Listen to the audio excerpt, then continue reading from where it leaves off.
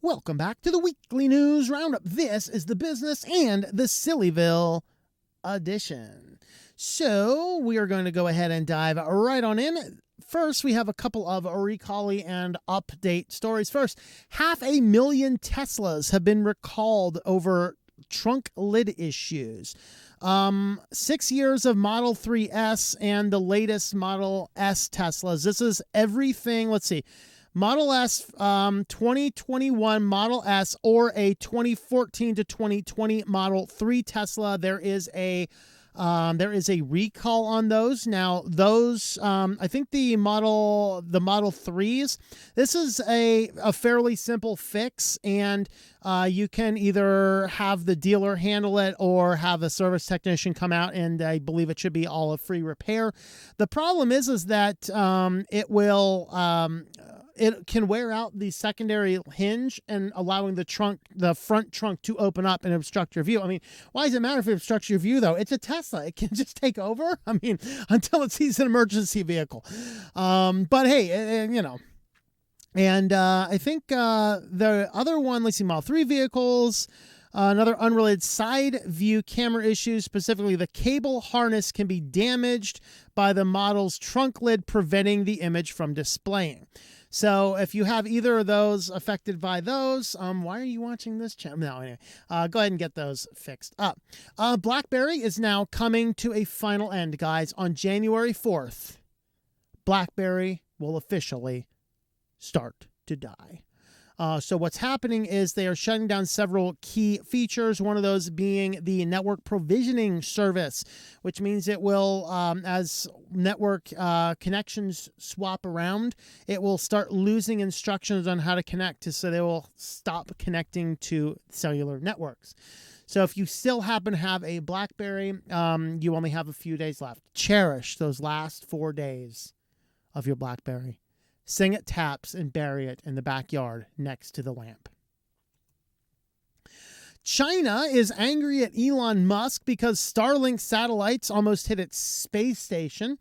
So there's this ongoing fight, and China is now complaining to the EU about, was it EU? No, it's not the EU. United Nations. They're complaining to the United Nations Office for Outer Space Affairs because of the satellites involved. Now, I think that we need to look at a better option than putting 42,000 satellites in the sky. Here's kind of a model what's going to look like. I mean, I got a question for you guys. All you guys that want to leave Earth and colonize Mars and be like, space travel's the next greatest thing. How are you going to get your rockets out of the planet if you have to dodge those constant laser beams of satellites crisscrossing every square inch of the Earth? Good questions to have. Now, some people have pointed out that China has no business to complain because the largest space incident was the Chinese doing an anti-satellite test. So China has been up there blowing up satellites, and those have actually hit other space stations. And so there's this constant going back and forth whining about, you're putting up too many satellites. Well, you're blowing up too many satellites. It's a bunch of like infantile children complaining. Maybe we should just, was polluting the Earth not enough? We got to pollute the atmosphere as well? I mean, really? But anyway, China is angry at Elon Musk, so we'll see what happens. Maybe Elon Musk will turn on every Tesla now in China to become this laser focus towards like critical targets. All the Teslas will all of a sudden start kamikazing into critical infrastructure in China. Wouldn't that be a fun little sci-fi novel? All right. Could GDPR policy erase your games? So it did happen to an Ubisoft customer. So in Ubisoft's terms of conditions, it does not specifically say it's going to delete accounts for inactivity, but it is a component of the GDPR. So this guy he felt he was addicted to video games, and so he took a year off of video games. Then he's like, all right, I'm good. I'm going to go in for just one more play, to find that his entire Ubisoft account was deleted.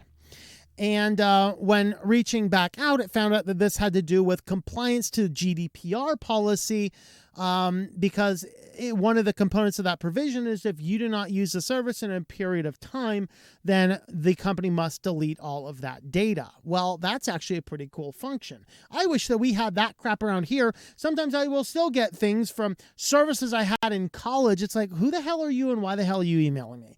How do you even get this message? Have to Penn State. My Lord. Penn State apparently scraped my email address from somewhere. The email address I've never given them and added me to every damn listserv they had.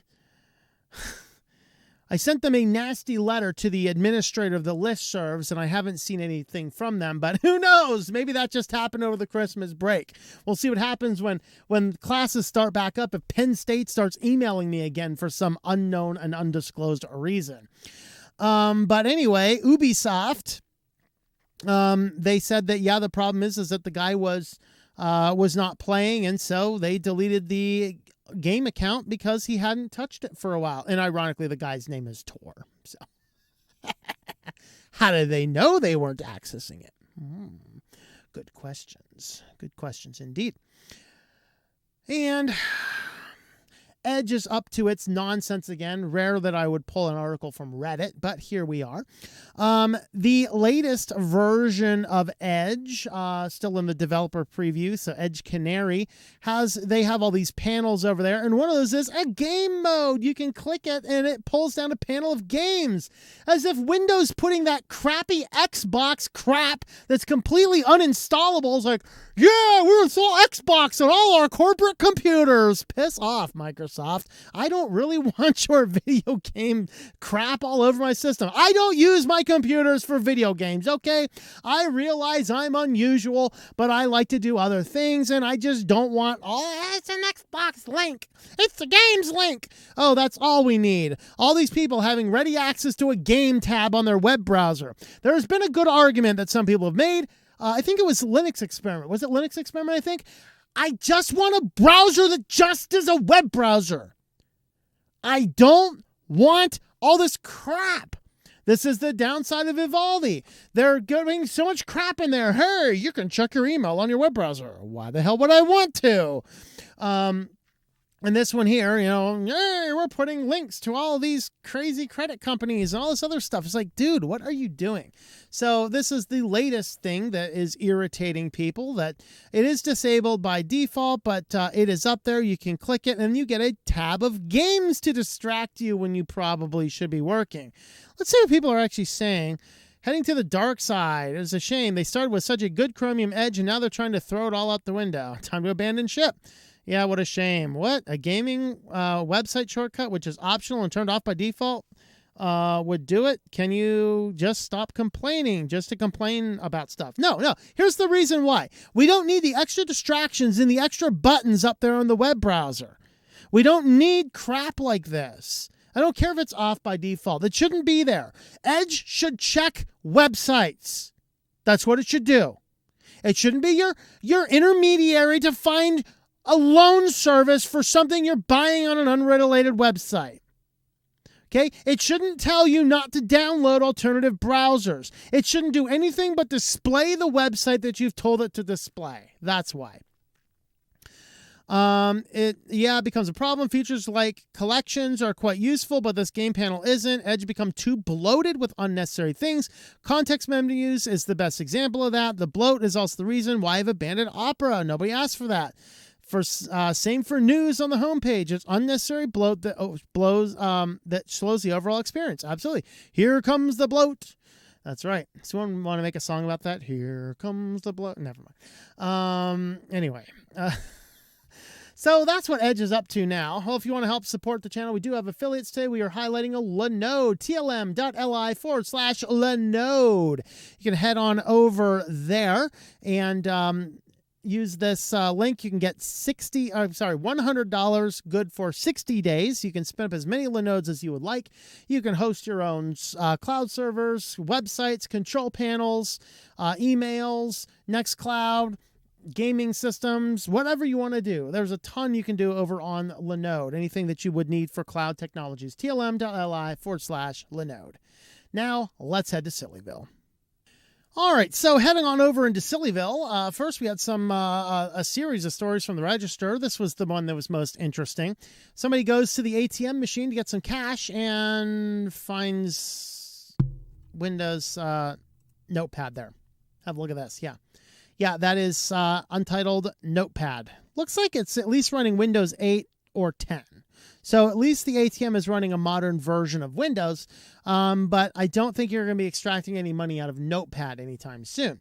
So there you have it. That's exciting, you know? Why not? Well, two NFT copycats are fighting over which is the real fake Bored Ape Yacht Club. This is the crap that our world is coming to.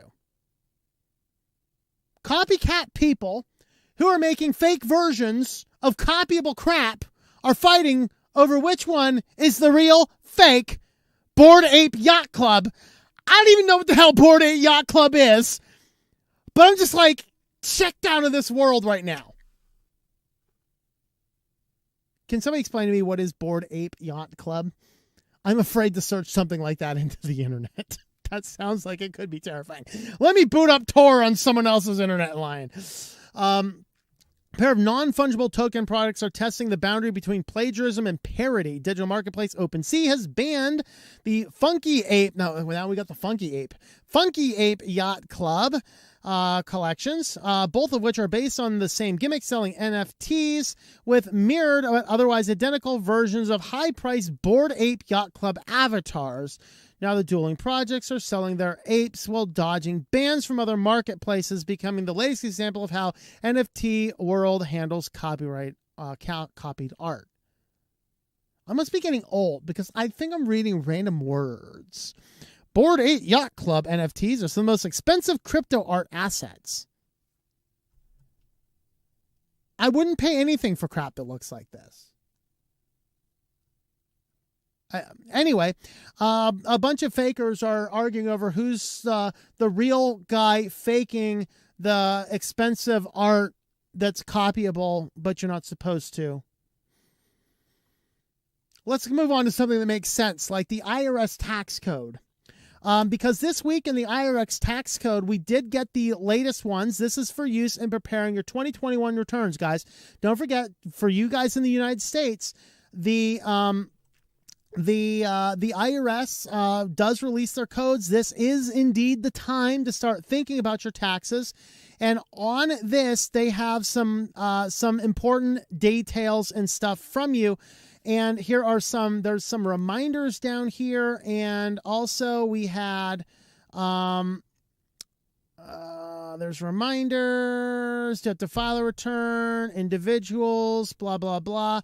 We need to get down and find the spot about what qualifies as your taxes, because this is very important for you guys, especially you guys who have been working on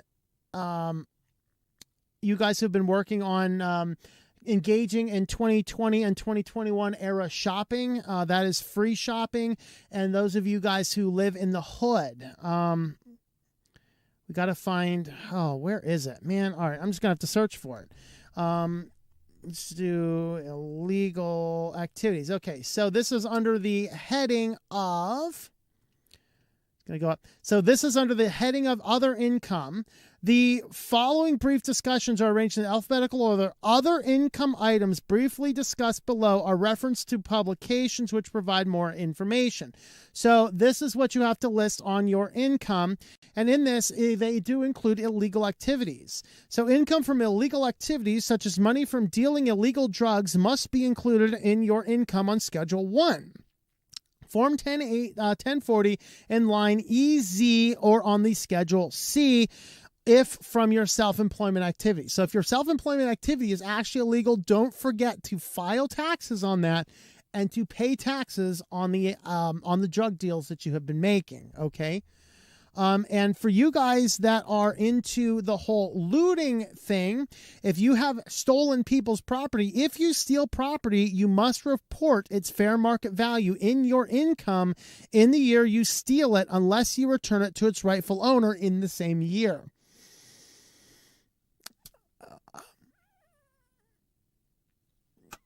So I don't think I have much more to say about this. We are on irs.gov. This is not something out there, and this is some of the listings. So make sure, you guys, if you are engaging in looting or drug dealing, don't forget to claim that money on your taxes and pay taxes on it, okay? I just want you guys to do the right thing here, okay? Let insurance pay for all the other stuff, but you do the right thing by claiming what you've stolen. And I'm wondering, if you're stealing products to sell it at a rate, do you have to claim both the stolen product and the income from it? And we're getting into weird territories of taxes. I'm going to have to ask my accountant about the stolen property. But if you want more comforting news, Alexa tells a 10-year-old girl to touch a live plug with a penny.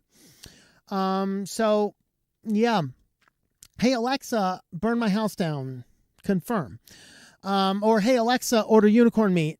Confirm. So, basically, there's a bunch of challenges, and you can say, hey, give me a challenge. And Alexa decided that it wanted to do the latest TikTok challenge. And the latest TikTok challenge, there's got to be a name for it. I'm pretty sure it's in the article. I do remember reading it.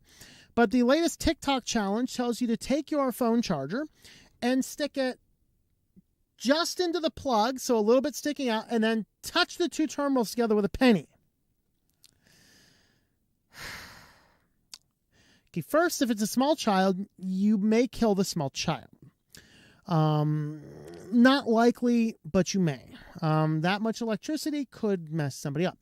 You will, best case scenario, short your circuit breaker and cause your breakers to trip and lose some power in your house, or have to replace a fuse if you have all the wires. But in many cases, this could be enough to actually start a fire. So yes, so Amazon does have challenges, and in this, Amazon is so sorry that its Alexas was telling people to engage in this challenge that they took this out of the list of possible challenges. So let's see. So to get into this, I guess that the girl and her mother, or the girl at school, they were doing challenges and asking Alexa. I don't know. Let me read this. Amazon has updated its Alexa voice after it challenged a 10-year-old girl to touch a coin to the plug prompts of a half-inserted plug. The suggestion came after the girl asked Alexa for a challenge to do. Plug in a phone charger about halfway to the wall outlet and touch a penny to the exposed prongs, the smart speaker said. Amazon said it fixed the error as soon as the company became aware of it. The girl's mother described the incident on Twitter. She said, "We were doing some type of physical challenges like laying down and rolling over, holding a shoe on your foot." From physical education teacher on YouTube earlier. Great. Our PE is now taking its tips from weird YouTubers. Come on, guys. Would you let your children near YouTube? No comment. All right.